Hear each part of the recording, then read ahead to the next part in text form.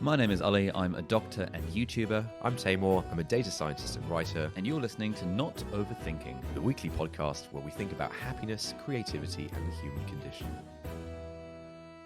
Hello and welcome back to Not Overthinking. Taymor, how are you doing on this fine day? I'm doing pretty well. It's been a nice week. I was in London for half the week. Now I'm back in St. Albans. I had one social session this week. I had a friend over, a new friend that I made. I made this friend in like February or something. He came over as part of a group to our place for dinner. And then the whole lockdown thing happened and we didn't get a chance to really hang out again. But, you know, we stayed in touch. And now that things are starting to ease up, we hung out. And it was great. And he's actually a podcast listener. He's a big fan of the podcast. Oh, wow. So you can tell me how the session really went down afterwards. Yeah, exactly. No, it was good. It was good. It's always nice to like meet someone in a group setting and then you sort of take it to the next level outside of it. Who was it who took it to the next level? Who initiated the I would like to be your friend? I think it was... And don't say it was mutual. It's never mutual. No, I think it was actually him in this case. Really? But the feeling was definitely mutual. Okay. Yeah. Oh, yeah, that's a party line, isn't it? No, the feeling was genuinely mutual. I'm glad he took the first step. I think it was a Twitter DM, and then that graduated into WhatsApp, which graduated into us playing Call of Duty together, and then actually hanging out. Yeah, it's good. That's exciting. I'm very happy for you. Thank you. How's your week been? It's been pretty pleasant, actually. I've mostly been on evening shifts, which are quite nice. But it seems like patients have forgotten about lockdown and about COVID. So they're coming into the hospital in the same droves that they were pre-COVID, pre-lockdown. Nightmare. So we had this kind of like glorious period of like 2 months where basically no one was coming into hospital. And now it's back to normal, which is fine. It just means that I have stuff to actually do at work rather than sit on my iPad. Yeah.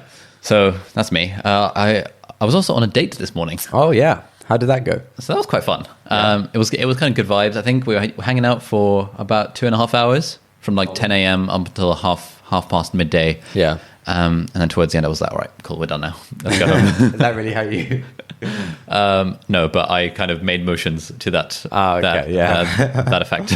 Man, would you look at the time? Yeah. Oh gosh, we've got to be. I told Mum I'd be home in half an hour. Yeah. But no, it was 2.5 hours is solid. I think anything over 2 is decent. Yeah, I think if it had just been us sitting in the same place and just chatting, it wouldn't have been as legit. But like we started off on like a park bench, a solid 1 meter apart, then kind of roamed around town a bit, got a coffee, then roamed around, sat on another park bench. Still 1 meter apart? Still 1 meter apart, like always between 1 and 2 meters. That's legit. Yeah. And like we went to Costa and they said that you're not allowed to have 2 people in at once. Okay. So I asked her what she wanted. I did the ordering. Nice. We got the coffees, got the hot chocolate. You paid? I paid. Okay. For the coffee. Was there a discussion about that, or was it just like so minor that it wasn't even? It was so minor on the coffee thing, but then when we had sort of lunch afterwards, she was like, "Oh no, I'll get this one," and I was like, "No, I'm paying." And she was like, "Oh, come on, we should at least split it." I was like, "No, you're in my ends, therefore you're the guest here, therefore I'm paying." Okay, yeah. And I've got this kind of general rule that I learned from my pal Derek Sivers, which is that the person who travels the least has to pay. Yeah. And so I kind of use that rule whenever whenever that means I'm the one who's going to be paying. Nice. And I don't mention it otherwise. Very good. Yeah. So it was good. Yeah. Yeah, I think the change of I've mentioned this before. I think the change of scenery kind of helps the vibe. I think it's good to have like 2 or 3 locations. That's very Neil Straussian thinking. Is it? Yeah. That was what he espoused in the game, I think. Oh, really? When talking about how to game girls, the objective is to sort of take them to as many different locations as possible so that in their minds, and I suppose in your mind as well, it feels like there were more activities to be had. Oh, okay. Yeah. It feels like the experience was like more of a thing. Whereas there's more memories. Like if it's just a dinner, that's like 1 unit of memory. Yeah. If it's a dinner and a walk and a this and a that, that's 4 units of memories from a single date. So, you save time that way. Nice. No, I think even outside the units thing, I think the change of vibe also kind of gives you the chance to, change the conversation, have a different vibe basically. One thing I was actually thinking a lot is about the concept of eye contact. Oh, yeah? Now, this is something that I've never really paid conscious attention to. Yeah. But everything that I've read on the internet about eye contact says that if you don't pay conscious attention to it and actively work on it as a skill, then you'll end up not making as much eye contact as you should. Right. And so I kind of set an intention for myself at the start of the day. I was like, okay, I'm going to actually pay attention to this eye contact thing. And it just completely went out of my head for like most of the 2.5 hours. And then very occasionally, I would kind of think, oh, eye contact, and be like, and then I think about the last 10 minutes. I'd be like, I can't remember the last time I kind of looked at her. Yeah. So I feel like normally when I'm speaking, and especially if it's something that is sort of where I'm thinking as I'm going along, I would look away from the person who I'm talking to. Yeah. To try and you look up and to the right. Yeah, exactly, or up and to the left if I'm lying. Classic. So I was often looking like up and to the left. Are you okay? And then I was thinking, oh, hang on, no, I should be making more eye contact. But and then when I got home, I started Googling kind of how much eye contact is normal. And I found like a WikiHow article about this. And I found some post on like some pickup artist forum about, how as the speaker, you should be making 75% eye contact. Yeah. And as the listener, you should be making 85% eye contact. Right. And no one actually does this. So now I'm thinking that in my subsequent social interactions, I want to pay more attention to the eye contact issue. I see. Very good. I'm glad you've made some notes. The other note that I took was the speaking slowly note, because the traditional sort of dating advice is, traditional social skills advice is that you want to speak slowly rather than fast. Yeah. I very much have a tendency to speak fast because, I don't know, like for various reasons, I think speaking fast means my stutter is less of a thing because I kind of get into the flow of it. I think speaking fast, probably there's some element of I'm worried that what I have to say isn't valuable enough and therefore I speak fast, all of that kind of stuff. But it's also been something that I've been actively wanting to improve at, and it just always completely goes out of my mind. So I need to find some sort of trigger that when I'm talking to someone, it reminds me about the eye contact and about the speaking slowly thing. Yeah. I think the speaking slowly, I mean, even outside of just communicating more clearly, I think it's really good for sort of setting the tone. And I think in the first few minutes of an interaction, the way you talk kind of sets the tone. And so, every week I have a bunch of like video calls with strangers for like work stuff. And generally, so I chatted to a few kind of people this week who are interested in investing in Causal. And generally in investor conversations, I find that the investor is usually kind of high energy and high octane. And, you're like, hey, man, how's it going? Yeah, that kind of thing, Yeah. Especially people in the US. And so that sets a tone for the conversation. And so then like you both have to like be at that level for the whole thing. Oh, yeah, we're crushing it. Yeah. We've got revenue as of last week. Yeah. So that you have to like keep the tone there. But like one of the people I chatted to last week, he was just like super chill. He was just, I think it was like 7 a.m. for him where he was. So it was quite early, but he was also just like, oh, hey man, like, how's it going? What are you up to? Kind of thing. You're like, whoa, what's going on here? That was really nice because it just kind of set the tone. We just had like a really chill chat for like almost an hour or something. Whereas usually those things are like high octane, like, yeah, man, love it, And so I think like, on the speaking fast thing, like if at the start of the date, you're like, boom, how's it going, man? Like so good to, I'm really glad we're doing this kind of thing. It's going to set the tone. Whereas if it's like, if you're just like speaking slowly, like really calm, really chill, it sets more of a calm vibe, and that's quite nice for everyone. Nice. I will keep that in mind for my future encounters. Yeah. Right. Yes. Shall we move on to what we're actually talking about today? Yes, we're talking about our sponsor for this episode. Oh, yes. Do you want to talk about our sponsor for the episode? Is it Brilliant? It is Brilliant. Oh, nice. So Brilliant, brilliant.org, is that right? We call it Brilliant, but the website is brilliant.org, but we refer to it as Brilliant. Okay. So Brilliant is probably the best way to teach yourself anything mathsy online. So maths, computer science, physics, that kind of stuff. And it's not, it's not like school style maths. I've said this before. It really is quite good. It sort of tries to develop the intuition, which sort of leads to real understanding of the concepts. So they have like interactive explanations and really visual stuff. And so if you're someone who kind of never got maths or whatever, or like it didn't really resonate with you in school, I think that's mostly because schools teach maths in a very mechanical way, and they don't really focus on developing intuition. Brilliant is all about that. And so I think everyone should check it out and try and sort of learn maths the right way. It really opens your mind, I think. And if you sign up at brilliant.org/notoverthinking, then the first 200 people get 20% off an annual subscription. Yes, fantastic. That's right. It's like you've done this before. And the other good thing about Brilliant is their computer science courses. I'll be honest, I haven't done many of their maths ones because, well, I'm not that much into maths, but I am very big into computer science. And so they have a fantastic introduction to computer science, which teaches you about the fundamentals of CS, the fundamentals of algorithms and how they work. They also have a very good series on Python, which I've kind of dabbled in, trying to teach myself Python to get better at like coding and stuff in general. So yeah, check it out. Brilliant.org/notoverthinking. Nice. So today I thought we'd talk about a book. This book is called The Elephant in the Brain. Have you come across it before? I have come across it before. What's your understanding of the book?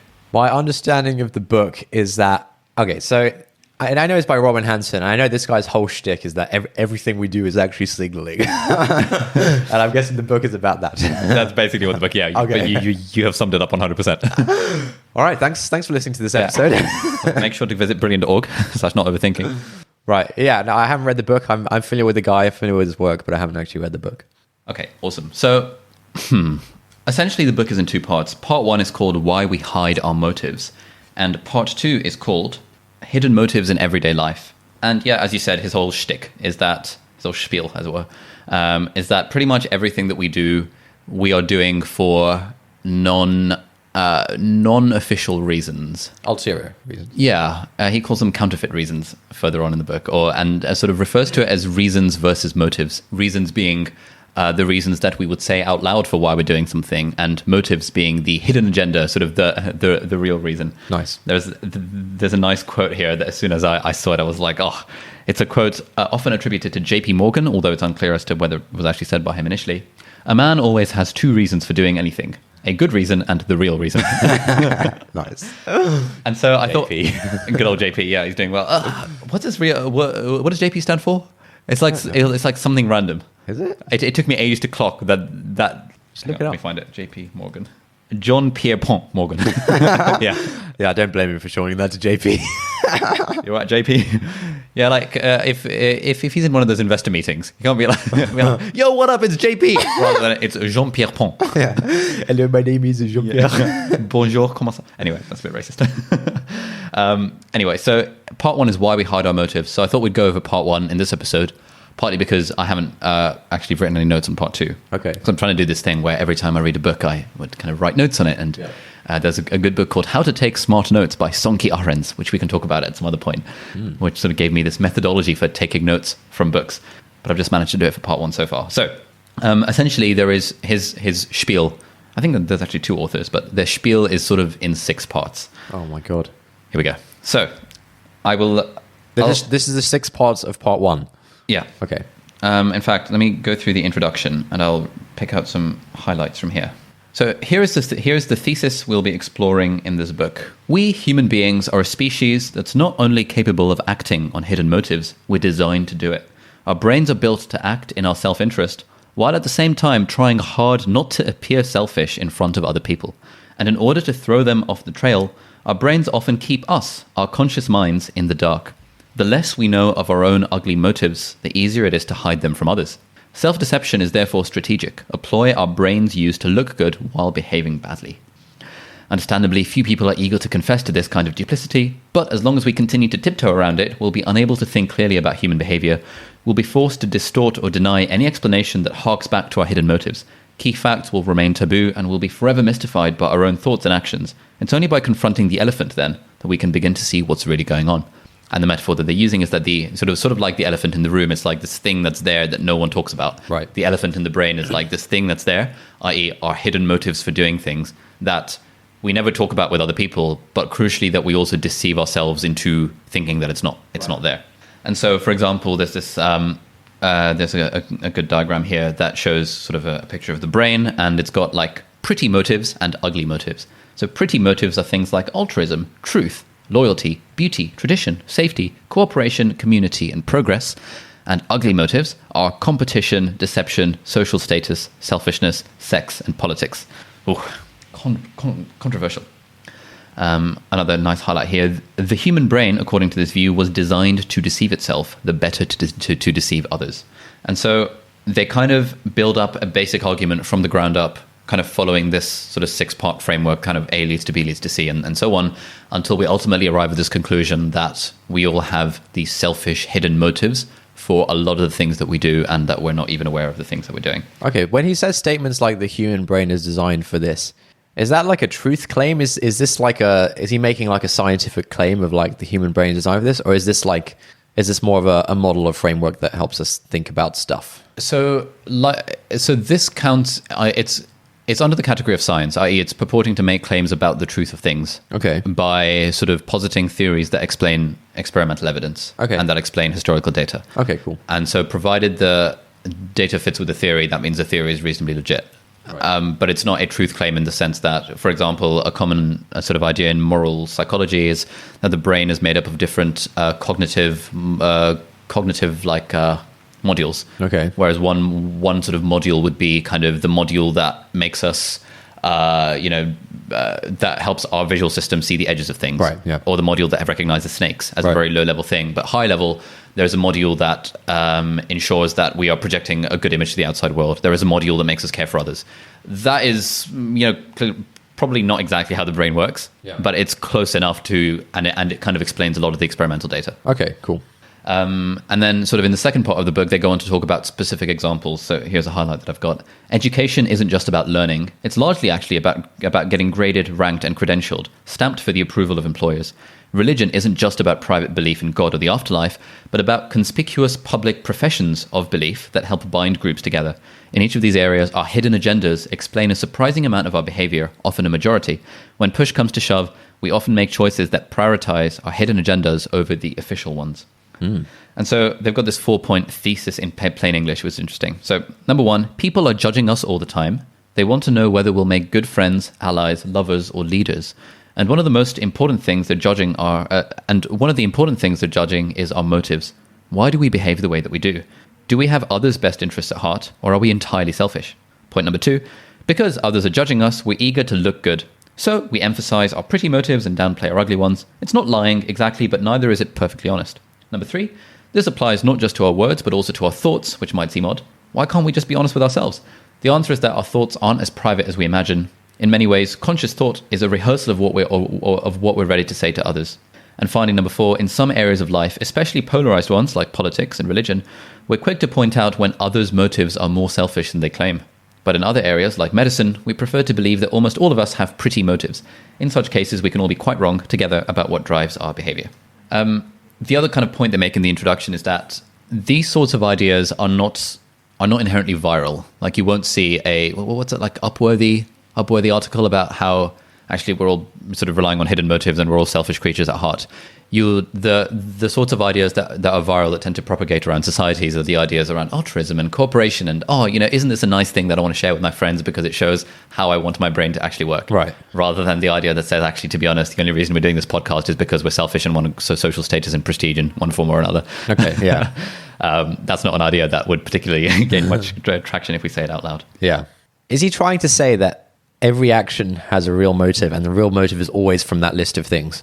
He's saying that the reasons for things are multifactorial. Okay, yep. And often a significant minority, if not majority, of the reason for doing something is the hidden motive, the one that we would never say out loud. Yeah. So kind of the first chapter is called Animal Behavior, and he sort of talks about different sort of species of chimpanzee and like sort of different birds.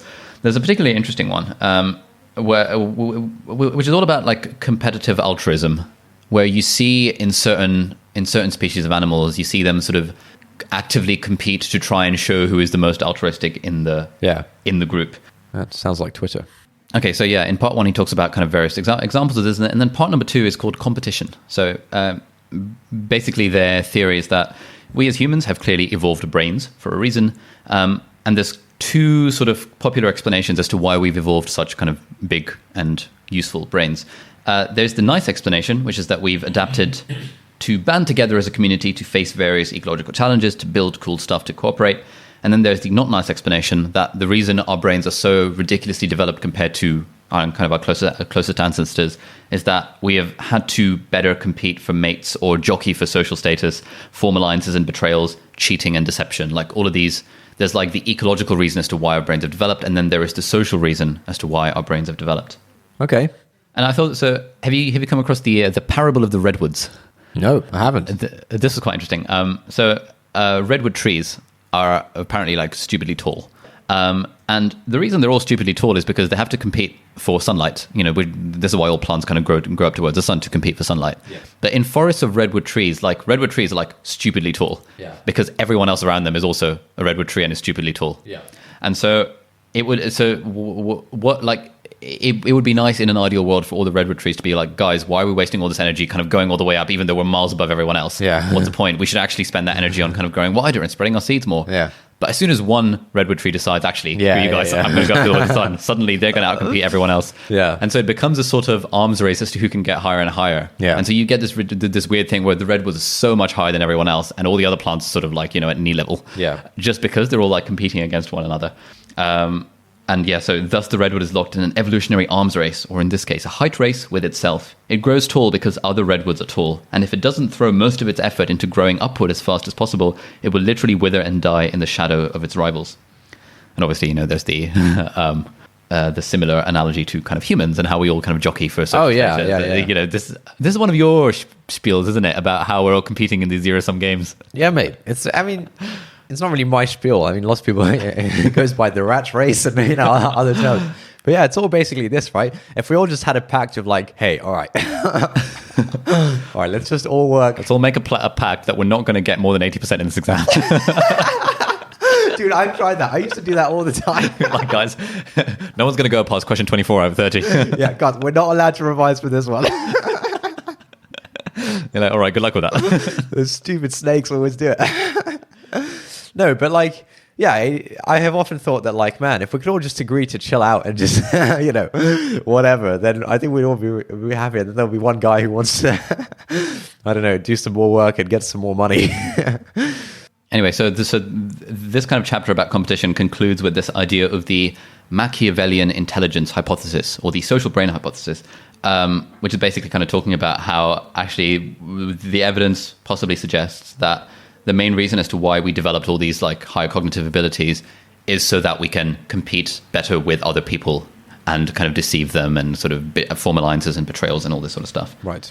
So look, so far this hasn't been that groundbreaking, man. Like you could pretty much sum this up in about a minute or something. Where does once you know this, what kind of useful, interesting stuff comes out of knowing this? Because I remember when you started reading it about a week ago, you were like, oh my God, man, this is like groundbreaking stuff. I've just started reading this new book. Yes. So I think given that this is a sort of social science book, it needs to present the argument from the ground up. Of course. Yeah. And so it's presenting the argument from the ground up and actually using evidence rather than saying that, guys, the reason we evolved is because we were all cheaters and liars. I'm not having a go at the book. Yeah. I'm just saying that for the purposes of this episode, like, right, I think we've got the ground up. So, like, what comes next? Well, there's 4 more bits of it that we're coming to. If you just give me a bit of time. Okay, and then kind of the final bit about the chapter about competition talks about how when it comes to humans, there are kind of three three important games that were played by our ancestors, and that is sex, social status, and politics. Okay. And so on the sex one, it's like, well, how do you signal your qualities to people of the opposite sex, but do it in a way that you don't come across as looking like a twat. Yeah. Because people who kind of go too far out of line and sort of brag too much then get sort of pulled down by the rest of the social group. Yeah. And kind of back in the day, what they're saying, which I thought was an interesting idea that I hadn't come across before, was that the invention of weapons kind of really accelerated our kind of brain development in terms of all of the social Machiavellian sort of betrayal alliances, things that we've had to do. Well, because we can just kill each other so much faster. No, so specifically because it's no longer the alpha male who can beat other people in a fist fight. If you get 3 beta males that gang up with spears, they're going to wreck the alpha male. And therefore, this puts an enormous selective pressure on the alpha male to not be overly dominant. Yeah. Alpha male still obviously wants to advertise his alphaness and his six-pack to everyone else. Yeah. But he has to do it under the guise of, for example, hey guys, check out my ab workout video. Yeah. Rather than the guise of, hey, check out my six-pack. I love it. We're speaking from personal experience there about hey, check out this video. Well, perhaps once I have a six-pack. Basically, as soon as I have a six-pack, I'm going to start making workout videos. Obviously, it's just what you have to do. And actually, so they argue that there's good reasons to believe that basically all of the stuff that we do is just an elaborate mating display. So, our capacities for visual art, music, storytelling, and humor function in large part as elaborate mating displays, not unlike the peacock's tail. And so, like, all of these are can be viewed as sort of competitive aspects of courtship, trying to signal our value as mates, but in a way that is not as blatant as, guys, check out my six-pack. Yeah. So sex was number one. Social status is number two, and social status is another very interesting one. And I think we did an episode talking about that blog post, Status as a Service, about how ultimately we're all status-seeking monkeys, and we're trying to do whatever we can to most increase our social status. And what they do here is that they kind of split up social status into two flavors. There is dominance and prestige. Dominance is the kind of status we get from being able to intimidate other people. So think like Stalin was a particularly dominant kind of individual, okay, because he could intimidate a lot of people. But prestige is the kind of status we get from being impressive as a human specimen. Okay. And they're saying, think someone like Meryl Streep. Right. You wouldn't say dominant, but you say very kind of prestigious based on her acting prowess. I think she's an actor. Is that right? Actress, yeah. So he talks about how dominance is clearly the result of competition, and it can be vicious and destructive and bad. Yeah. And it seems like prestige, seems less competitive, at least on the surface. It's all about respect, which can't be taken by force, but rather must be freely conferred by admirers. Nevertheless, there's only so much respect to go around. In this regard, prestige is like a popularity contest, similar to the kind found in high schools around the world, although perhaps not quite as vapid.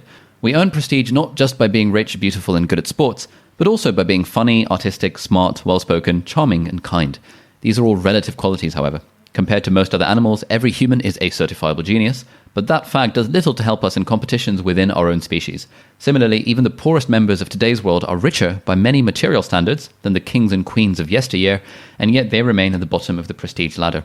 And then they go on to say that another way to think about prestige is that it's your price on the market for friendship and association, just as how sexually attractive you are is your price, in inverted commas, on the mating market. Right. That's like mating market is basically purely based on sexual attractiveness, kind of good genes and all of that stuff by this evolutionary theory.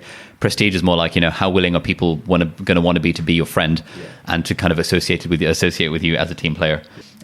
If you are a very prestigious individual, then you have high demands on your time. Lots of people want to be your friend because they perceive that you will kind of give more things to them or whatever. Less prestigious individuals, meanwhile, have fewer claims on their time and attention and must therefore offer their friendship at a discount. And everyone, with an eye to raising their price, strives to make themselves more attractive as a friend or associate by learning new skills, acquiring more and better tools, and by polishing their charms. And there's a top highlight here. So now our competitions for prestige often produce positive side effects, such as art, science, and technological innovation. But the prestige seeking itself is more nearly a zero-sum game, which helps explain why we sometimes feel pangs of envy at even a close friend's success.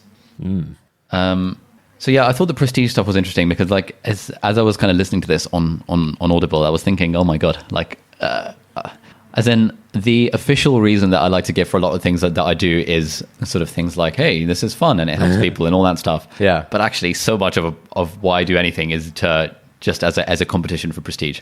Really? Yeah, it's just, and I feel like surely most people are like this. Like, if push really came to shove. Let me have a think. I mean, yes, obviously, I think that's the case. And like, yeah, the whole education system is just designed to pit you against one another and competing for prestige. And so I think like the whole prestige pissing contest is sort of beaten into you for the first 20 years of your life or something like that. But I don't know. I think sort of if we go by what's his name, the guy who wrote the Status article, Eugene Wei or something. Yeah. So if we go by his thing, that we're all sort of naturally trying to seek social status, i.e. prestige. Yeah. And we're doing it in the realm that for us is the most efficient. Yeah. Then for people like you and me, kind of the way we got prestige back in the day was by getting good grades at school. Okay. But if our grades weren't very good at school, we would have found prestige in other ways. Sure. Yeah. Like by, level 70 prestige on Call of Duty or whatever. Right. Yeah. And like all of these different kind of rankings. I think, like, as I've been reading books around this sort of thing over the last couple of weeks, I've really gotten to think that a big part of happiness comes from a big part of self-respect and self-esteem comes from seeing yourself as prestigious in the game that you're playing.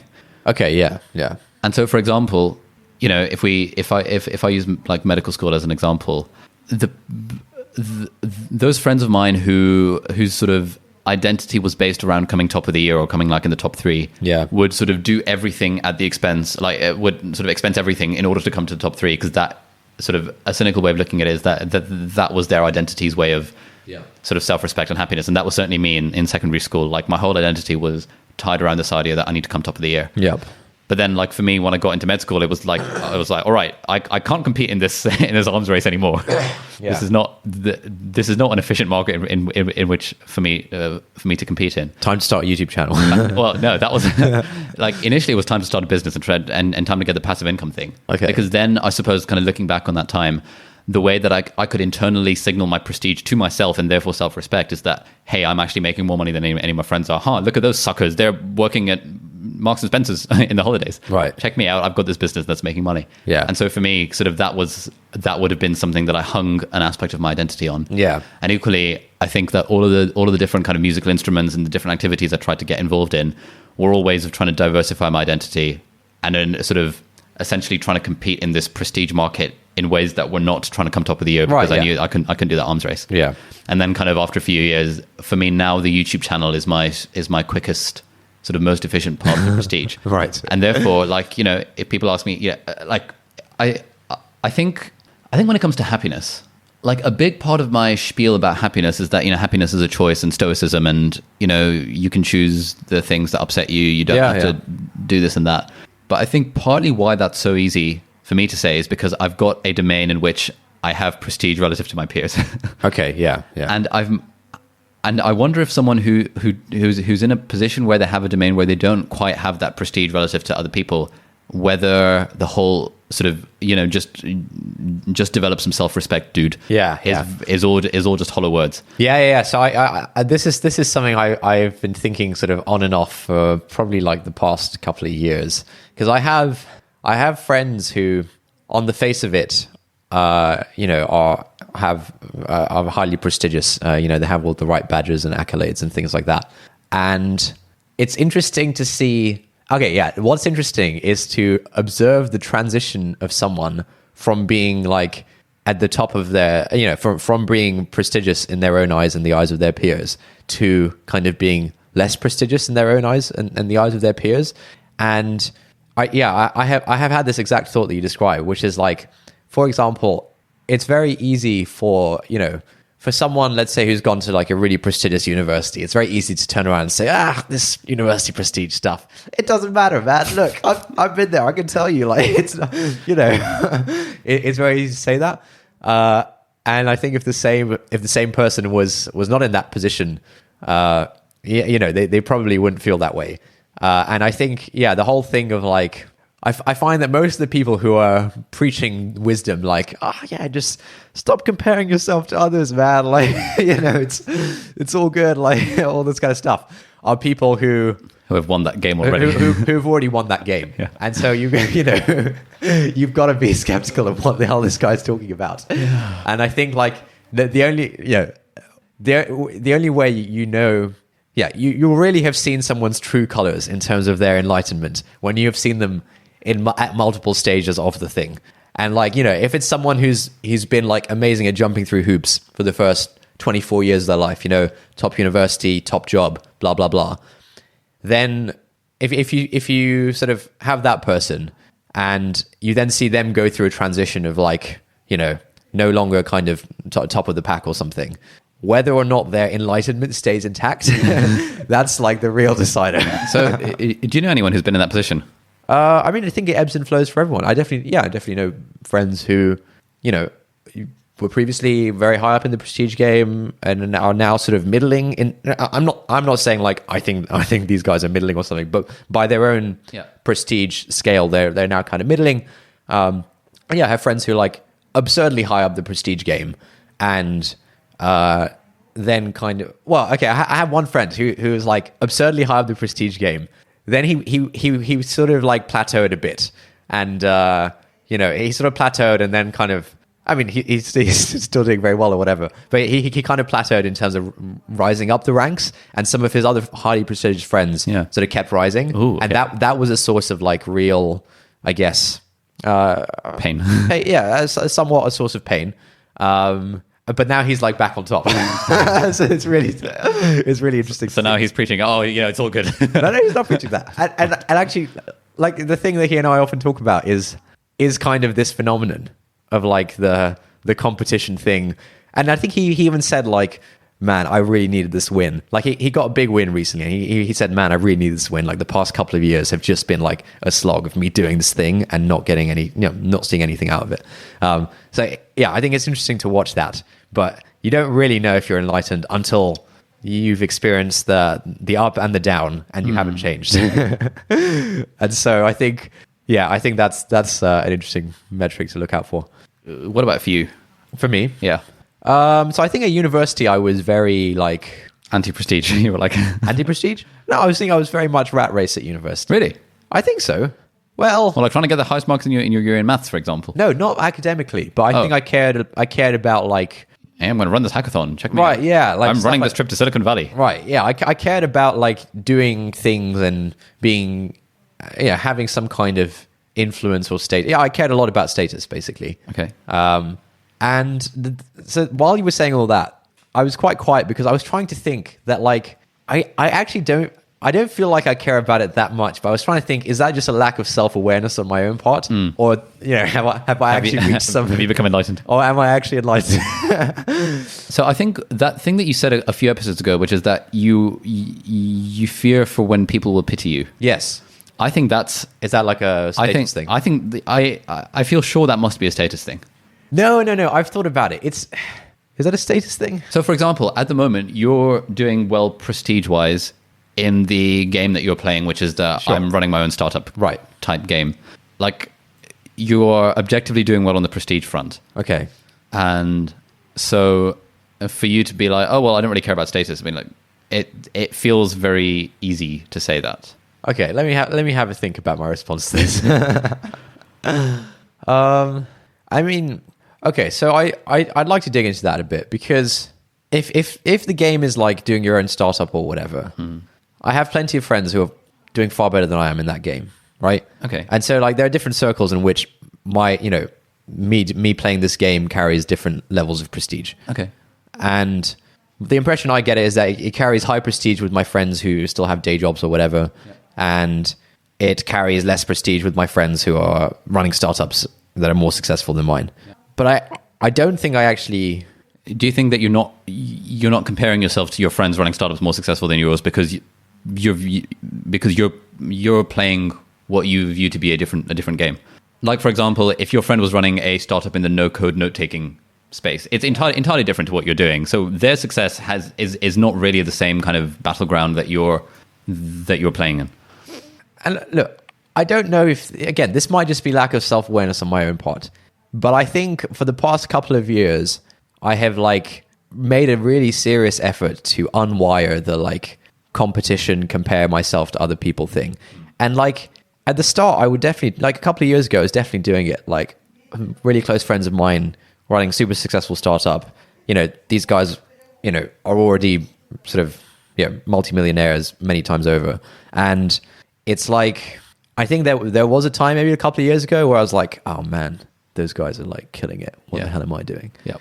Whereas now, like that's still the case, but I don't think... You don't like think of it as like a... I really don't. Okay. But again, maybe it's just like a lack of self-awareness. I don't know. So do you ever get pangs of envy for what other people are doing? Do I get pangs of envy? I think I used to. I think like at university, I think I used to. Pangs of envy of like, I don't know, people who seem to be like killing it at whatever game. But I think I really have just been trying to make a conscious effort to beat that out of myself. I'm trying to think like, what kind of stuff would I be envious of now? So what do you mean by envy? By envy, I mean the sort of feeling where you see or hear about someone else's success and you're sort of thinking, oh, damn, that's really cool. I'm kind of beating myself up that I am not that successful. Okay. But like in a sort of moderate way, because obviously then, there's like a whole spectrum of this. And as soon as you catch that pang of envy, you want to beat it down. Right. Yeah. With like, Tim Ferriss and Gary Vaynerchuk behind you, screeching in your ears and being like, no, that's not the way to think. Oh, great content. Yeah. So I think I used to get it a lot. when I was younger. So I think when I was younger, I often felt quite envious of you, especially in scenarios. So I remember one time when I was like really envious of you was when you got into the whole magic thing, and now Really? Yeah. Interesting. So, right, tell me more. so you got into the whole magic. So this is my perspective. You got into the whole magic thing. Now you could like do magic tricks with like a deck of cards or a coin or whatever, and you'd carry the stuff on you. And so now at like social occasions, if we were both present, you had this thing that made you automatically interesting and like, oh, Ali, show me a magic trick. Oh my God, that's so cool. Tabe, can you do any magic tricks? That kind of thing. And I think that was deeply upsetting. Oh, wow. This is turning into a therapy session. My goodness. So that was deeply upsetting. I'm so sorry. And if I'm honest, You should have told me. I kind of felt like it was cheating. It was like a gimmick. It was so unfair, So I think I felt a lot of envy back then. I'm trying to like fast forward to like, okay, what was I feeling at university? What was I up to at university? What were you up to at university? I think you had a decent amount of status amongst kind of brown people for being president of the PACSOC or something. Yeah, something like that. I don't think I cared terribly about that. Yeah, it wasn't really a market that you were playing in. No. Yeah, so I'd say if like the magic thing was like 100% raw envy. Yeah. I'd say probably by the start of university. Oh, actually, there's another interesting inflection point, which was when I was in year 12 and you just gotten into Cambridge. Okay. And I think at that point I felt like, okay, if I don't get into Oxford or Cambridge, your life is over. I will end my life. Yeah. And was that like an envy thing? Okay, no, I think the magic thing was like raw envy. Like it was like, screw this guy. This is BS. The Oxbridge thing was kind of like, it wasn't like envy. It wasn't like I didn't want you to have that. I was like, all right, he's got that. Like, if I don't do that, then it'll suck real bad. Yeah. The magic thing, I didn't want you to have that. I'll be honest with you, mate. Just like pointing out to everyone, he's using a trick deck. Guys, did you not see he only had half?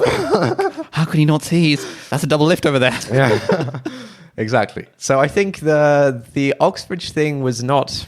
I don't know. Maybe there was some envy tied in, but we're definitely down to like below 50% or below or something. And then at university, I don't know if there were like any directly comparable things or something. I can't think of any. Yeah. What about you? What's been your journey of like envying others? So I don't know. I think it depends how you define envy. But like in school, it was so I had my kind of prestige badges sort of on the academic front. And so the domains in which I would envy others would be in sort of people who are very kind of sociable, good at sports, that sort of stuff. Okay, yeah. And I suspect seeing that was a big drive for me to try and sort of actively improve my own social skills. Right. By reading books about how to improve one's social skills. Learning close-up magic. Exactly. And I think sort of wanting to be more than just the nerd. Okay, yeah. Was why I learned close-up magic. Nice. Yes. Yes. I remember a pang of envy I used to get. We had a friend called Nick. Nick used to play World of Warcraft as well. Oh, yeah? Nick used to play World of Warcraft like next level. Okay. He was like on the same level as he was also level 80 at the time. He was also a warlock. But he was playing in like a sort of European ranked raiding guild. Okay. And he was like doing the heroic versions of all the bosses before I'd even cleared the normal versions of the bosses because I would always get interrupted during raids to come down for dinner. Yeah. And he would just tell his mum to F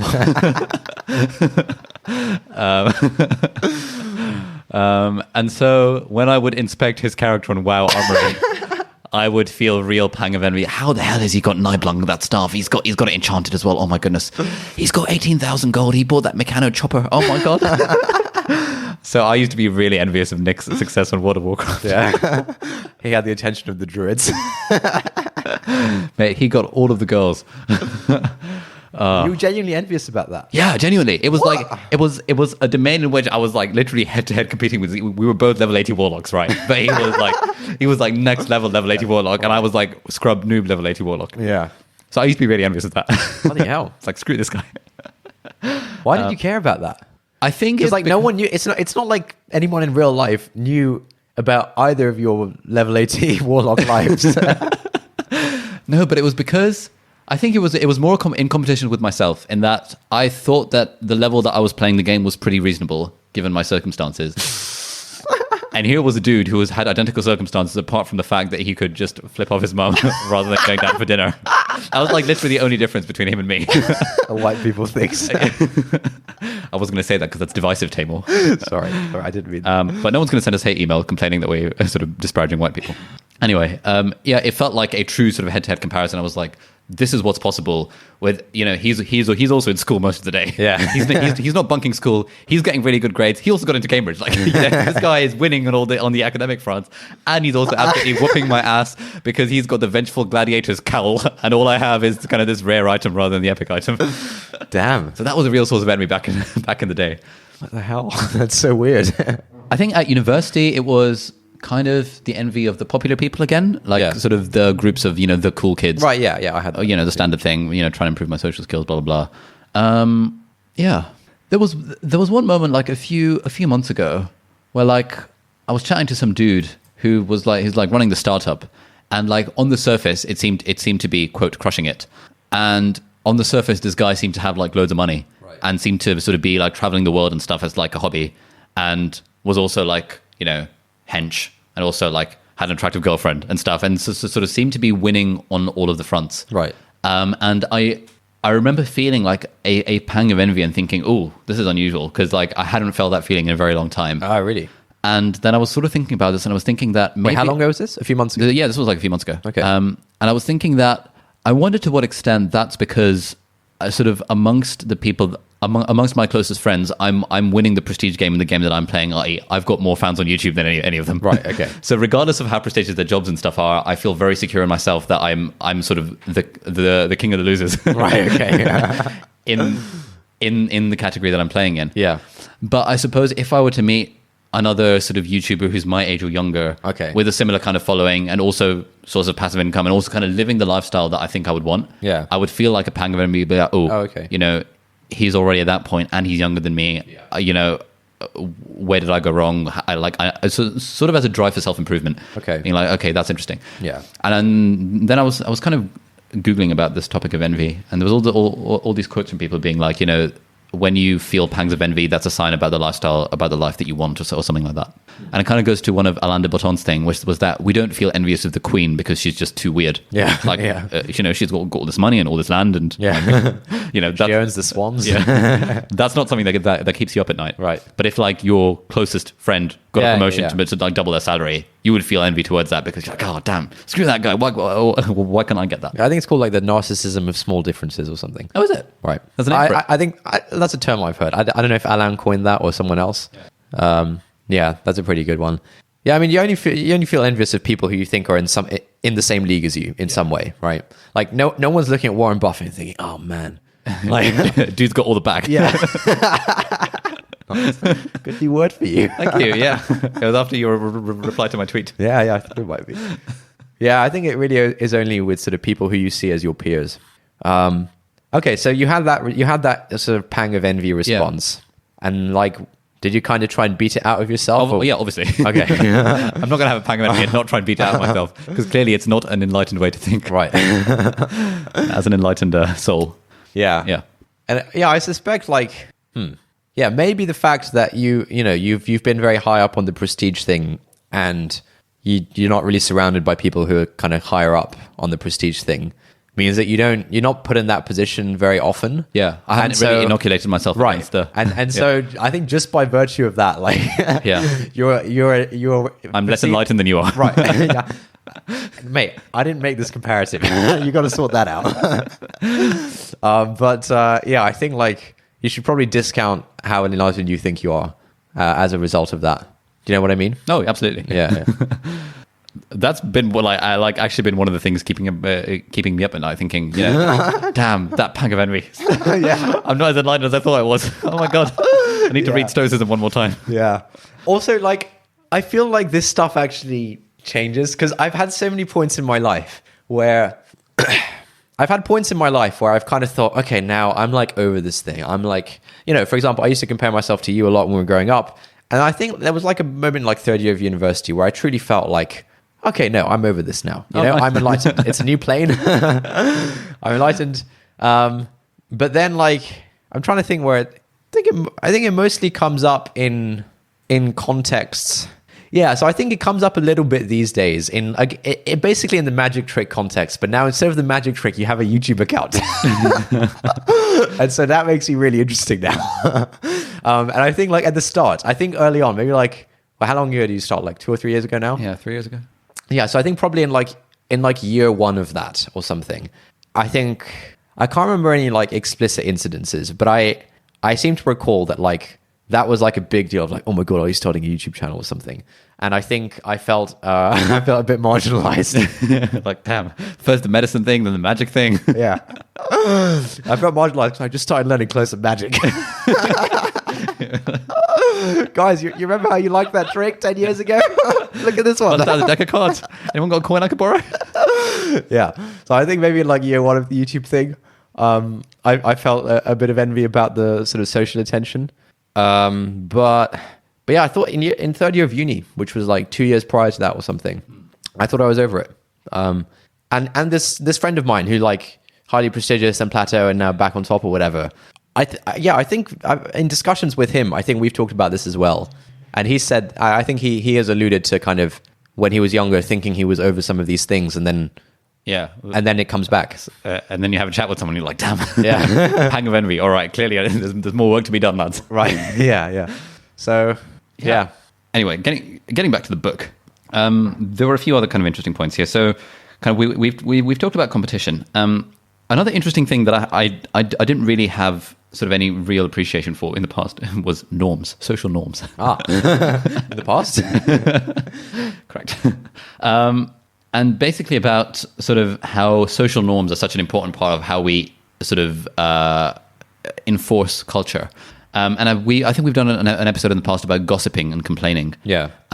But I've always kind of viewed gossiping as like, oh, you know, this is sort of base human nature. You know, gossiping is not a good thing. But actually, it is because gossiping exists that we can enforce social norms. And by enforcing social norms, it means that society behaves in a way, like, for example, you'd feel bad cutting in front of the queue. It wouldn't be legal. It's not an aspect where the law fits into this. It's an aspect where it's purely your behavior is decided by social norms. Yeah. Because of the sidelong glances that people will give you. Very few people would be like, "Hey mate, you've cut in line." Yeah. But you just wouldn't do it because there's a huge social norm against it. One of the interesting social norms is, of course, that of bragging. Where are we? So clearly we all enjoy tooting our own horns now and again, and so bragging or showing off is tolerated occasionally and in small doses. And in some contexts, bragging may even be celebrated. Consider Muhammad Ali, for instance. I don't know what that means. But in most contexts, we start to bristle when people get too full of themselves. It's part of that forager aversion to dominance, since bragging is a way to increase one's influence and dominance within a community. We'd be wary of Daniel Kahneman, for example. If he went around introducing himself as a Nobel Prize winner, we'd wonder why he felt the need to put himself above everyone else. For this reason, we actively celebrate people for being humble and enjoy seeing arrogant people brought down a peg or two. But note, there remains a strong incentive to brag and show off. We need people to notice our good qualities, skills, and achievements. How else will they know to choose us as friends, mates, and teammates? We want people to notice our charitable contributions, our political connectedness, and our prowess in art, sport, and school. If it weren't verboten, we'd post to Facebook every time we donated to charity, got a raise at work, or made friends with an important person.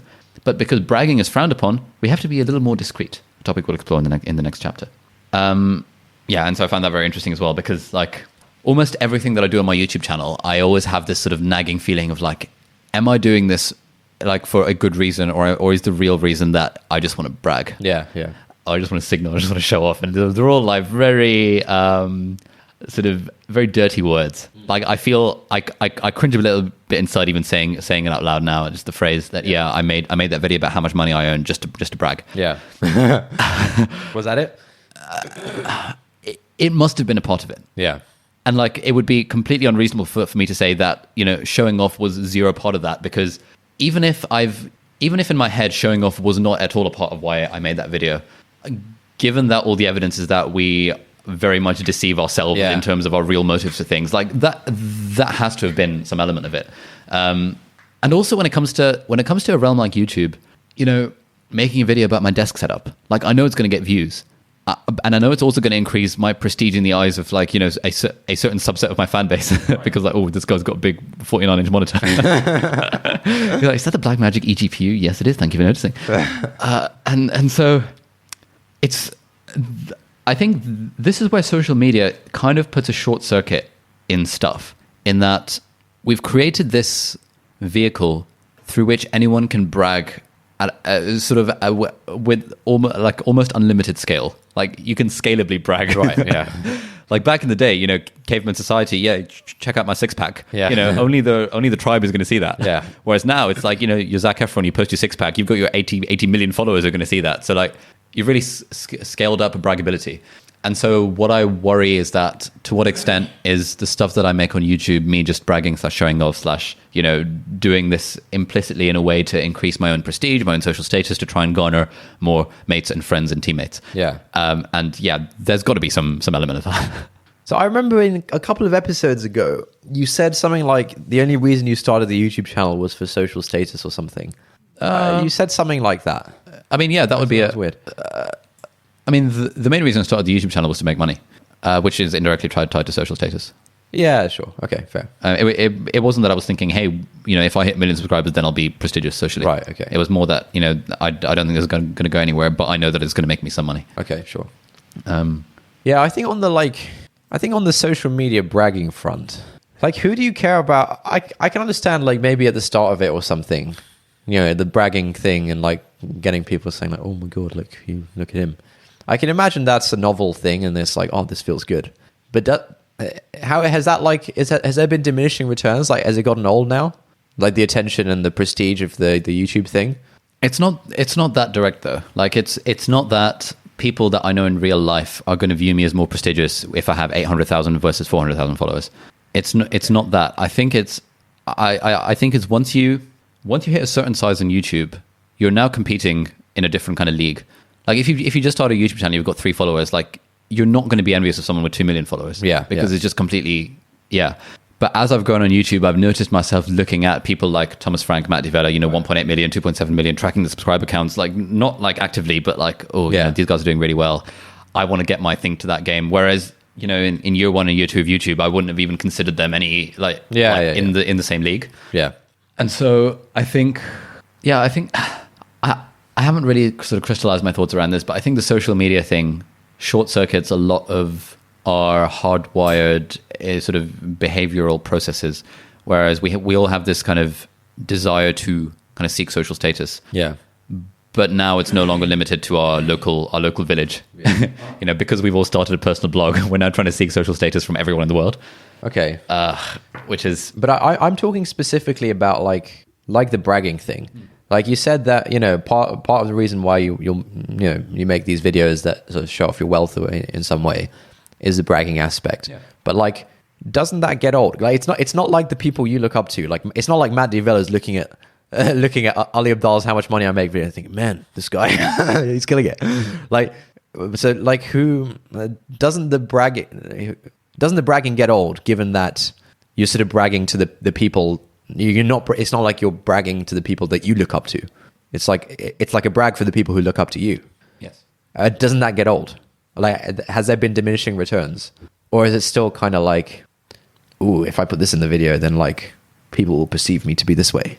I think there's a big element of sort of image manipulation going on here, but I think it's also like it's really hard to kind of I actually disentangle the true motives, and that's kind of what I've been thinking about a lot since reading these books. Because, for example, I would be very open about the fact that I'm single and like, hey, check out my Tinder profile, guys, as a sort of tongue-in-cheek kind of low value, I'm just a nerd and I have no success with girls kind of vibe. Right. But that's also image manipulation. That is actively the image that I want to bring across. Otherwise, I won't leave it in the edit. Yeah. So obviously, like equally, when it's stuff like, my five lessons I've learned about racism, where it's sort of generally there's not many cuts. I'm talking in a kind of low voice. I'm talking sort of speaking from the heart. Yeah, that is also me crafting an image. Like, yeah, it's also based on image that I worry internally to what extent my motives are what I think they are. Because I think my true motive for making how much money I make with video was A, to get views, and B, to inspire people. Okay, primarily. But I worry that maybe the actual motive was bragging / showing off. Okay. And I've just kind of deceived myself into thinking that actually that's not how I operate, which kind of, I don't know. It makes me feel a little bit bad inside that might even be on the cards as a potential. Whereas before sort of actively engaging with this sort of material about just kind of selfish motives, I was like, yeah, the only reason I did that video was for the views, obviously, and, for the inspiration factor. I still feel like you haven't answered my question of like... What's your question? My question is like, I imagine the first bunch of times... As in, yeah, it definitely gets old. Like getting comments from people being like, "Oh my god, you've changed my life." Like, okay. At the start, it's like, "Oh my god, I've changed someone's life." Now it's like, yeah, right, it's Tuesday. Yeah. Join the queue, mate. Get in line. Join the Instagram requests section where I'm not going to see your DM for like 4 months. Yeah, but that's just the hedonic adaptation that happens with anything. Okay.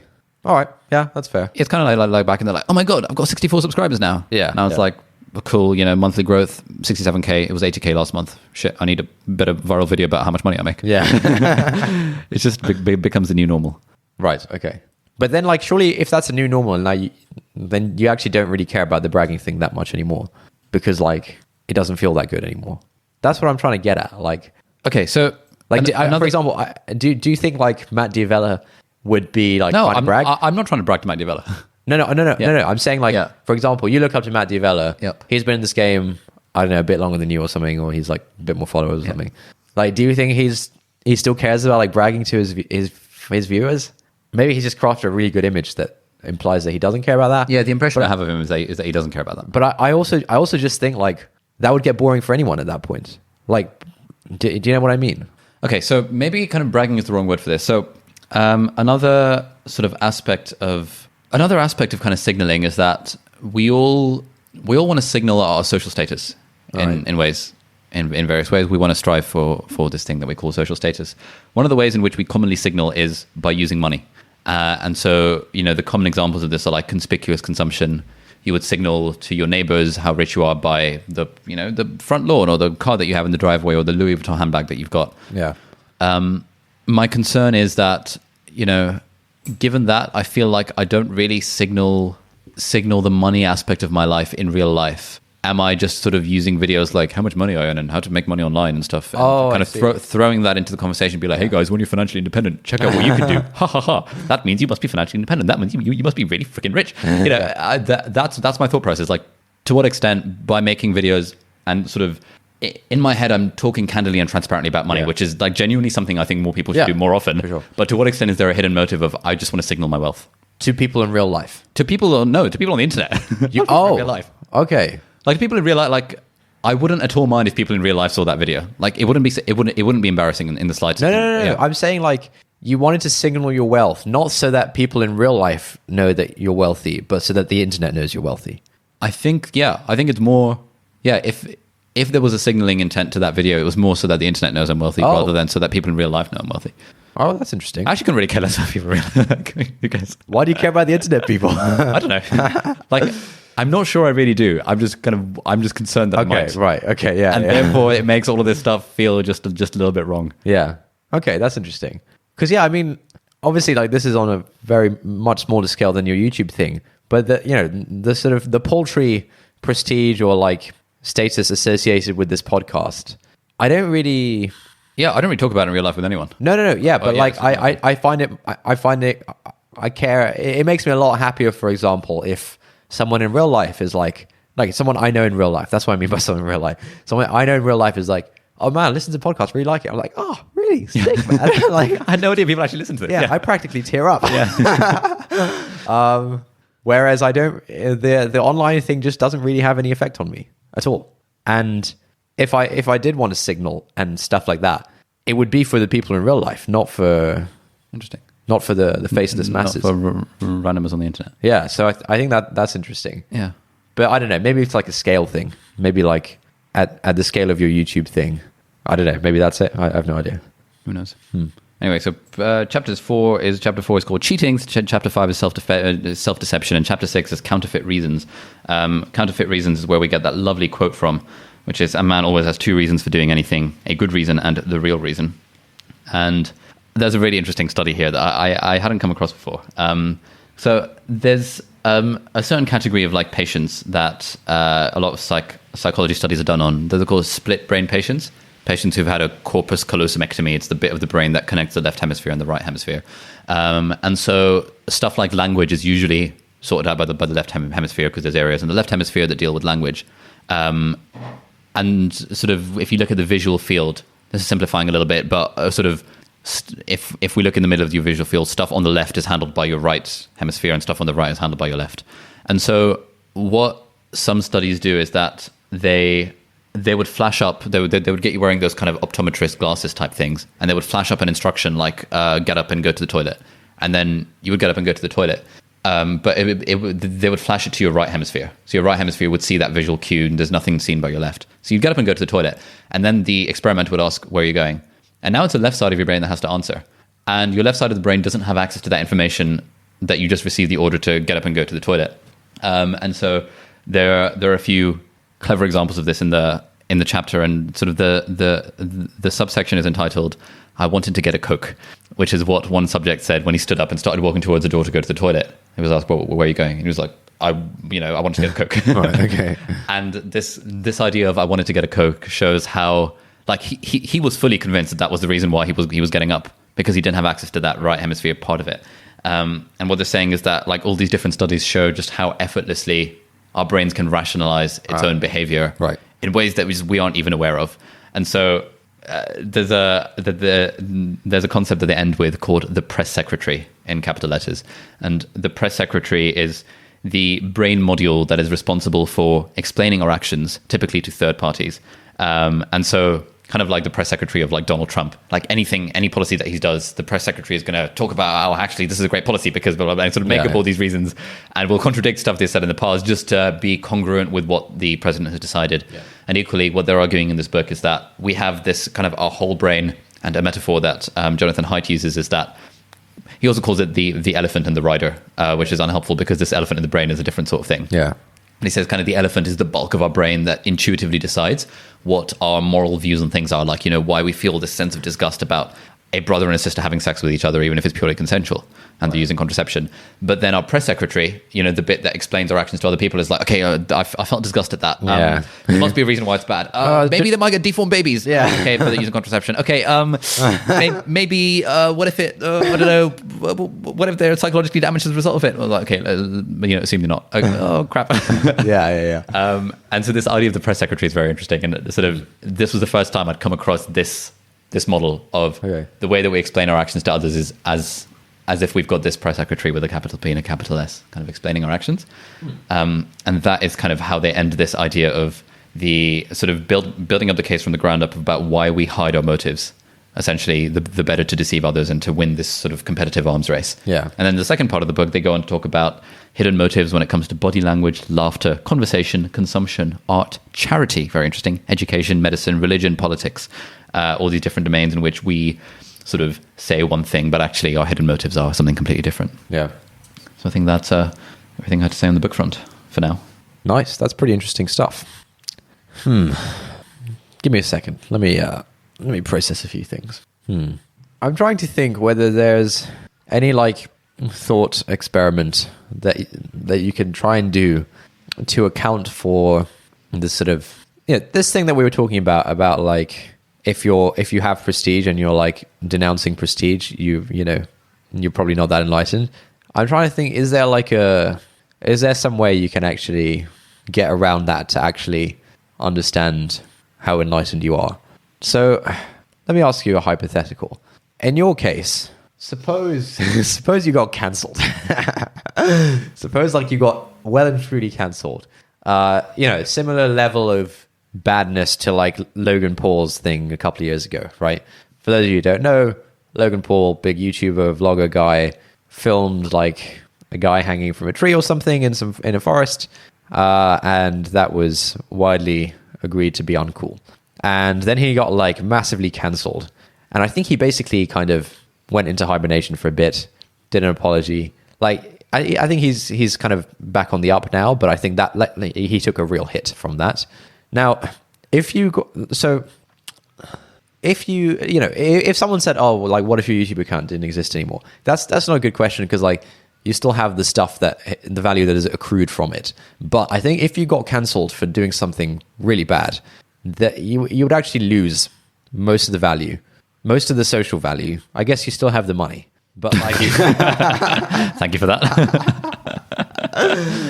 how would you, if you think about the hypothetical of like you getting cancelled, how do you feel about that? Oh, I feel absolutely devastated.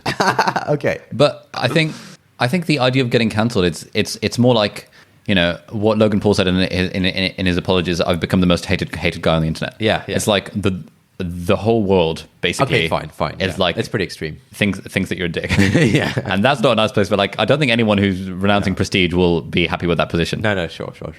Where all of society is against them. Okay, yeah, fine. Cancelling's a bad example. Yeah. I think, yeah, I find it very hard to believe that the people who renounce prestige. As in, I don't really think this is the argument that anyone's making. Like Tim Ferriss recently did a blog post about, you know, 11 reasons not to become famous, talking about, you know, how fame is sort of bad in all these different ways. But at the end of it, he says that, you know, having said all of this, I wouldn't not become famous. Yeah. I just wish I'd kind of known a little bit more about it before I got there. Yeah. And I imagine with Tim Ferriss, if he took away his sort of prestige and social status overnight, and he got sort of cancelled to the extent that Logan Paul did, or worse, then I imagine that would be pretty devastating for him, despite the fact that he's a zillionaire and stuff. Okay. So I don't think anyone is really saying that, oh, actually, prestige doesn't make any difference. Like, I've never heard anyone be like, oh, actually, you know, it actually doesn't matter what people think of you. People do say that. Not in the in specific contexts. In the context of, you know, it doesn't matter if people think you're an idiot, therefore do that thing. Okay, sure. As opposed to, it doesn't matter if the whole world hates you. actively hates you because you're a terrible person and you're like, you know, Harvey Weinstein. I don't think he's saying it doesn't matter what people think of you. Like, you know, if you've done a bad thing and people think of you badly for doing a bad thing, or multiple bad things in his case, then, yeah, like, I don't think anyone is going to say that actually I'm so enlightened that I don't care. Okay, that's fair. I think there was one turning point for me that made me... I think I've brought this up on the podcast before. It was a turning point in third year where I think I was made aware of the fact that I had at least one like unconditional friend who genuinely does not care about this stuff, and you know, and I think that was an important turning point, because I think before that my kind of implicit worldview was that I need to be demonstrably valuable for people to, you know, for people to like value me or something. And then I think that sort of started to undo that. But the clincher is this. The clincher is that it's in like the romantic sphere, because regardless of how many like friends you have or whatever, you still probably want to like find a mate for, you know, for various reasons. I think most of the reasons are actually long term. That you still got to do that. And so, and like inevitably, you know, even if you reach some like higher plane of enlightenment where you're a ball of plasma that's just like floating around, you've escaped your body. You know, even if you reach that level, you're still someone still needs to want to have sex with you. Exactly. You're still gonna have to. Okay, yeah. I think you can opt out of every game. You can opt out of every game that everyone's playing. Yeah. But to a large extent, then you'll be removed from the gene pool, essentially. Yeah. Yes. To a large extent, you can't opt out of the mating game. Yeah. Well, maybe you can. Good luck with that. But to a large extent, that is a game that will, you know, everyone's not playing exactly the same game, but that's a game in which, you know, everyone's playing a similar game. You know, I think in very, you know, in most things in life, you can't really like rank people or something, you know, because everyone's playing different games and things. I think obviously in the mating game, you also can't rank people, but it's a lot more the same game than all the other games. And so, we should do an episode on the sexual marketplace. With our vast experience. Yeah, and all the different theories espoused about that. Yeah, so I think you can't opt out of that one. And so the clincher is you still have to have some concern for how you are perceived and your status and all of that kind of stuff. And I always think that, like, you know, to be honest, I do genuinely think that the main reason I care, you know, to whatever extent I still care about that stuff, that's the reason. And if I feel like I've got that in the bag, then I genuinely won't care. Then I truly will have no reason to care about it. Or like status and things. Yep.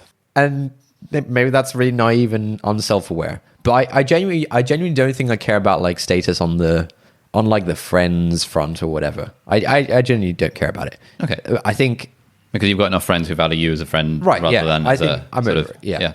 But I think on that front, I do think it's important. But I feel like once that's sorted, Once that's in the bag, then you're like, all right, I can become a hermit. Right. I can become my ball of plasma. time to escape from my physical cage. That like ectoplasma thing. Oh, yes. Yeah, like a little Darth Vader little thing in the mask. Yeah. That is what peak performance looks like. Nice. But first you've got to have kids, and then you can escape your physical cage. and then you have to provide for them as well. Oh mate, it's never ending. And then at that point, you probably want to be an impressive figure to your kids. And you want them to sort of be proud of their dad. Rather than, what does your dad do? Oh, he's escaped the physical realm. Oh, so your mom's single then, is she? Yeah, I'm sorry to hear that. Sorry if you lost. Yeah. Okay. Good. But what do you think about that? Or the mate seeking thing. Yeah. Yeah. It's super important. No, yeah, for sure. But like, don't you think that's the reason to whatever extent you still do it? Don't you think that's the reason? Yeah. And like, if you felt like you had the mate in the bag, metaphorically. Oh, it's 2020. We all have different preferences. Yeah. If I felt like I had the mate in the bag, would you like? I think I'd care like 1% of what I care now. Oh, I don't know. Because having a mate in the bag is not quite having a mate in the bag. Having a mate in the bag is never unconditional. The mate is never in the bag. Yeah. And so, like, yeah, it's not that you sort of bag it and then and then you go off the rails and then you sort of become a slob and stuff. No. I'm not saying that. No, I think it's different. No, like, that's basically what you're saying, just in the metaphorical realm of status seeking. No, status seeking in an like external way. I imagine like, I don't know. Yeah, like for example, to some extent, I feel like I have enough good friends in the bag that I don't need to be concerned about my status in that realm, And it's... Are you sure though? I think you're possibly not being self-aware here because, for example, let's say you have all these kind of good friends in the proverbial bag. Imagine you were to decide to opt out from life and, I don't know, become like a hermit playing World of Warcraft and become like, sort of overweight and sort of think about every stereotype of kind of, so sort of like what Jordan Peterson would call like a big baby, kind of you're 30 years old and you're kind of still living in your mom's house and playing video games and essentially that is your life. I'm not sure if you sort of projected time significantly far ahead, your friends would still be associating with you to the degree that they currently are. Like imagine you're sort of, all of our friends are fairly sort of on a certain level in the prestige game. Right. And in the job market and stuff. As all of these guys get married, have kids, excel in those fields, possibly move away. And if you were to not essentially keep up and essentially kind of completely opt out of that, I wonder to what extent no. still be friends. I think that's a bad example because it's unrealistic, but like imagine becoming a charity case where your friends are seeing you because they're like, oh, Tame hasn't had social contact in a while, I want to see him. Okay. That's not a position you'd want to be in. Yeah, for sure. But like, I think you're acting as if everyone's secret goal is to become a big baby playing World of Warcraft. And if you somehow escape the status game, you're going to devolve into that. I'm speaking for myself here. Man, as soon as Shadowlands comes out, November 2020, I'm gonna be back in Azeroth, back in diapers. I'm gonna self-catheterize. I can self-catheterize myself. Okay, but look, let me give you a hypothetical. For example, we should split this episode into two parts. It means we don't have to do one next week. Okay, for example, I think doing a startup or whatever, there are certain external markers that can garner you prestige. For example, raising large amounts of money or like raising money from prestigious investors or, that kind of stuff, right? And what I'm saying is that, for example, I think like external prestige stuff like that is, I'm saying like... It doesn't matter to you. I'm saying like, I'm not concerned about... External indicators of like external badges. Yeah, look, I like to think I'm not concerned about that, but also I feel I have friends in the bag to an extent that they don't that they also don't really care too much about that. Okay, sure. And so, if we take a scenario in which, let's say I'm tinkering away on some stupid website, much like I currently am. Causal.app. Yeah. So I'm tinkering away on my stupid website, and there are no external markers of, validation, versus I'm tinkering away on my stupid website and there are external markers of validation. Yeah. You don't think it's going to make a difference to your friendship group? Yeah, that's entirely reasonable. I don't think any of my friends would care whether I'm 800,000 or sort of 1.8 million subscribers. Right, sure. But, for example, in the mating game, having 1.8 million subscribers is presumably slightly better. Oh, yeah. From what I've heard. I guess we'll find out one day. Right. And so you probably should be, not concerned, but like, I guess it's defensible to care about that in the mating game. But once you've got there, then like you can keep tinkering away with to keep my language going, your stupid videos. And there's you don't need to care about the external thing at all anymore. What I'm saying is I feel like with the mate in the back, stop saying this. Yeah, it sounds like Tim was going to get cancelled today. Hypothetically. No, I see what you're saying. Right. I think you are discounting how much intrinsically our own self-esteem and self-respect depends on our status. Because yes, you could have the mate in the bag and you could have this group of friends that you hang out with, like the boys that you hang out with on the reg. Yeah. And yet, if your startup were to fail and you were no longer competing in the startup game and you were just kind of tinkering, maybe writing random articles on Medium as one does, and getting like 3 views each, and you've still got like, I don't know, 2K Twitter followers and you're occasionally chatting with that, that would probably be a very unsatisfying kind of life for you. And I would suspect that a big reason as to why that would be unsatisfying is because you're not making progress in a particular game. Currently, you're making progress in a particular game. And yeah, you're right. Your friends don't care about how much you've raised and what your series pre-seed round is. And my friends don't care about how many subscribers I have. But because I'm making progress in a game, I feel that life is good. And I really noticed this, like with the 6met stuff, as our revenue was going up and our numbers were going up, it felt really, really, really freaking good. But as soon as things started to decline, suddenly it was like, oh crap, what's going wrong here? And I think it's very easy when you're on a growth trajectory to have a view that actually it's all, I don't care about subscribers. I don't care about views. Which is kind of what I would tell myself. But I know that if those started to decline, it would be absolutely devastating. So guys, please keep watching my videos. I understand what you're saying, but I think if you were to just tinker around on a stupid website that wasn't growing, it would be very unfulfilling. And I'm saying a big part of that would be because you no longer have a status game that you're competing in.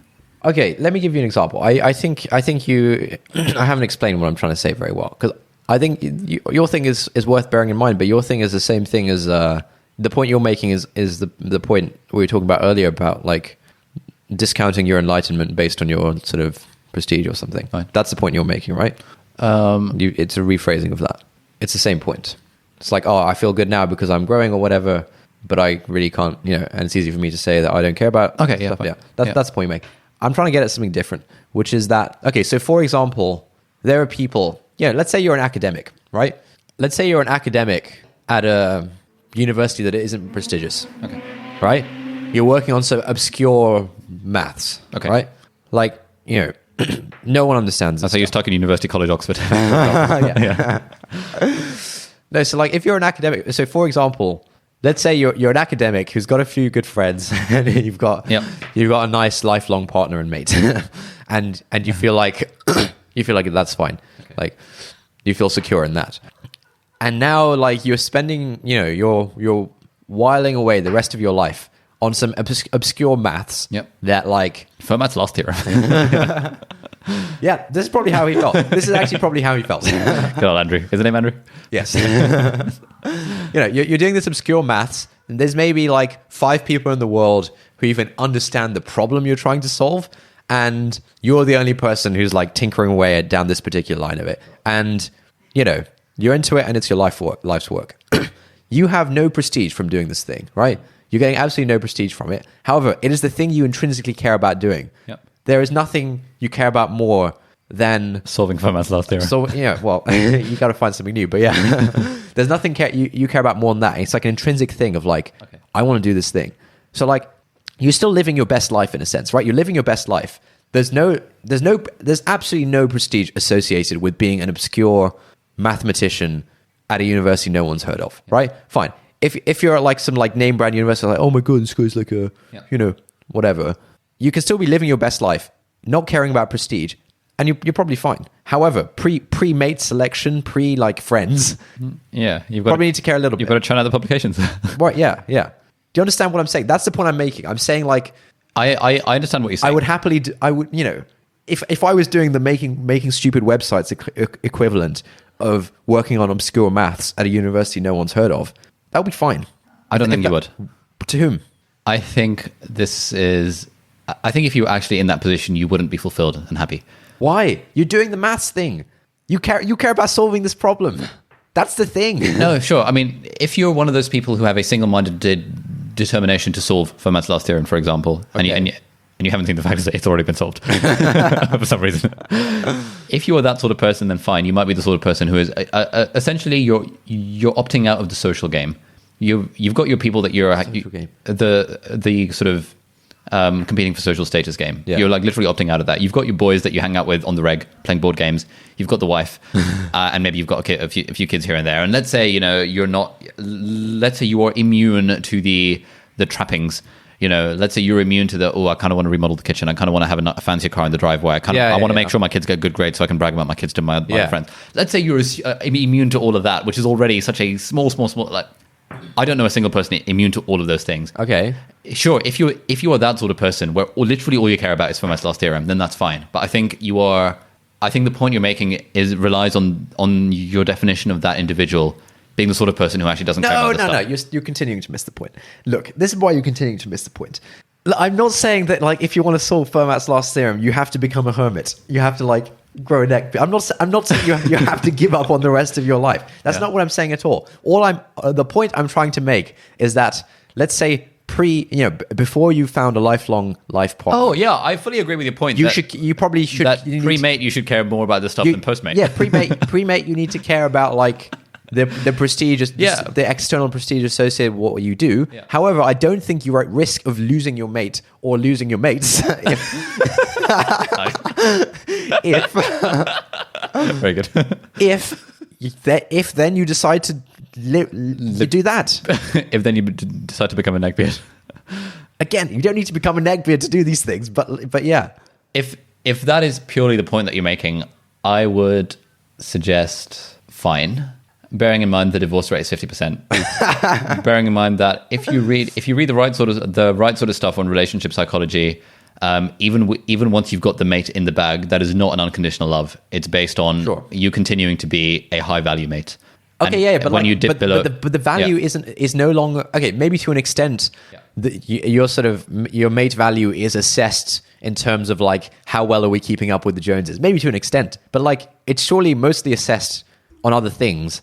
And like I said, you're not completely giving up on life. You're still the same. You're still the same person you used to be. You're still like living your best life.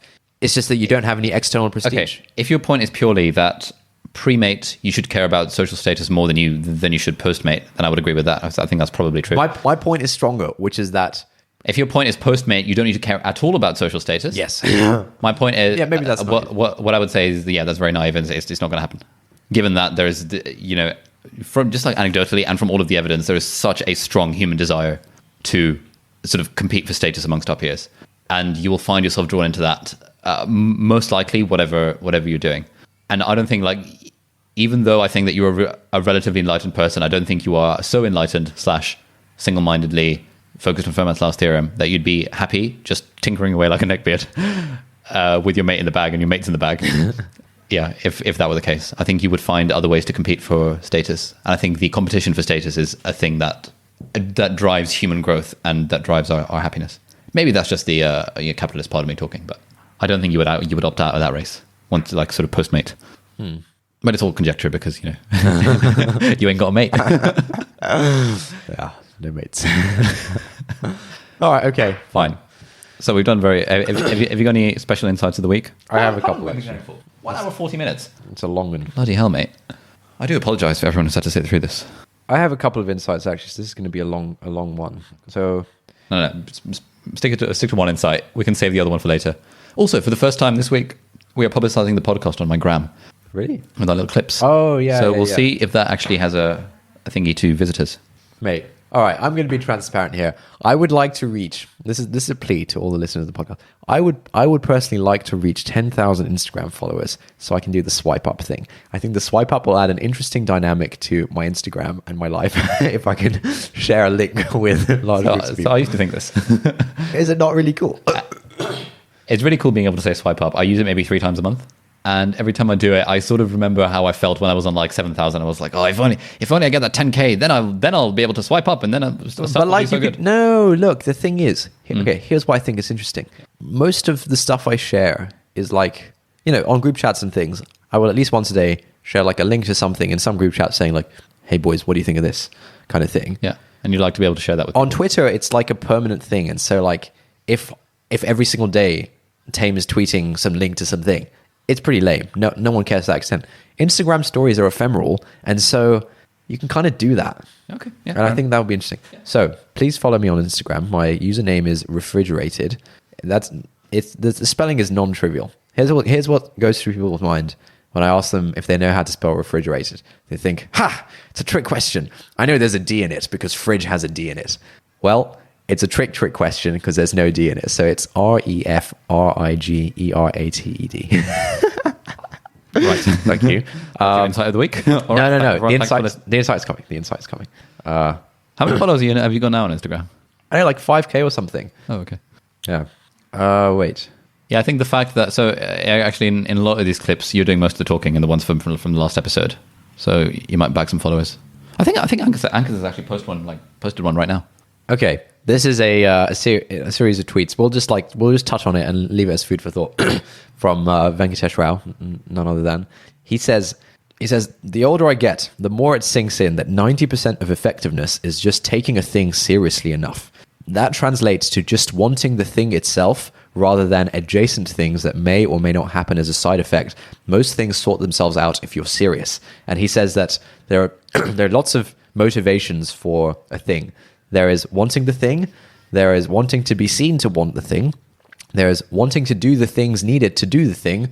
There's wanting to be seen to do the things needed to do the thing. There's wanting to want the thing, wanting to want to do the thing, and wanting to have done the thing. And so, like, oftentimes the things we're pursuing, the things we're pursuing are not the thing. We actually don't want the thing. We want some like thing adjacent thing. We want to be seen as wanting the thing. We want something that results from the thing. We want to want the thing.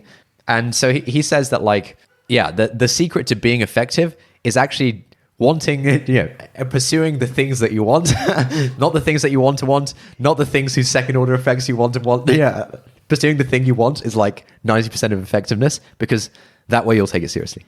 I thought that was really interesting. Yeah, that's good stuff. Should we read out a review and call it a day? All right. By the way, note to Angus, if you're watching this, listening to this, when we read out reviews, that would be good clippable content for the gram. All right, here's the review. All right, this is entitled Yin and Yang. This podcast content is unlike anything I've ever consumed before, and I absolutely love it. Temur and Ali have a really unique style, which to me is a blend of two approaches to understanding and thinking about the world, as well as complementary personality traits, leaving what I find to be extremely exciting and engaging conversations. I particularly love the way the conversation is able to flow naturally through the fact that authenticity is kept at the forefront of everything that is said, which prevents me from getting distracted by my own perceptions of social signaling and allows me to really think about the topics being discussed myself. Also, Temur makes me laugh a lot, which is good because it lightens the naturally heavy tone of the kind of topics at hand. Ali, I love you too. Winky face. Thank you to Jimbo Baggy Pants from Great Britain for that 5-star review. Well done, Jimbo Baggy Pants. Cool. Thank you for listening, everyone. We'll see you next week. That's it for this week. Thank you for listening. If you like this episode, please leave us a review on Apple Podcasts or on the Apple Podcasts website if you're not using an iPhone. There's a link in the show notes. If you've got any thoughts on this episode or any ideas for new podcast topics, we'd love to get an audio message from you with your conundrum, question, or just anything that we could discuss. Yeah, if you're up for having your voice played on the podcast and your question being the springboard for our discussion, email us an audio file MP3 or voice note to hi@notoverthinking.com. If you've got thoughts but you'd rather not have your voice played publicly, that's fine as well. Tweet or DM us at NOverthinking on Twitter, please. Thanks again for listening, and we'll see you next time.